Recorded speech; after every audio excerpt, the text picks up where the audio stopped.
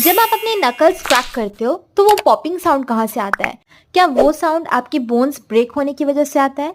Late me tell you, inside our joints एक special fluid होता है जिसे हम कहते हैं साइनोवियल फ्लूइड। ये साइनोवियल फ्लूइड मूवमेंट में हेल्प करता है और इसमें कुछ गैसेस डिसॉल्व होती हैं। एंड जब आप फिंगर्स को स्ट्रेच या बेंड करते हो तो वॉल्यूम इंक्रीज होने की वजह से जॉइंट में प्रेशर लो हो जाता है। इसी लो प्रेशर की वजह से लिक्विड के अंदर डिसॉल्व्ड गैसेस टाइनी बबल्स बन जाते हैं एंड तभी आपको ये क्रैकिंग साउंड सुनाई देती है। एंड इसकी जस्ट बार नकल क्रैक्स करने से वो साउंड नहीं आएगा, इसको एटलीस्ट 20 मिनट्स लगते हैं दोबारा से डिसॉल्व होने के लिए।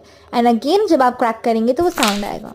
And it is just a myth कि नकल्स क्रैक करने से आर्थराइटिस जैसी बीमारियां हो सकती हैं। अगर आपको आर्थराइटिस के बारे में जानना है तो मुझे कमेंट्स में बताइए and don't forget to subscribe.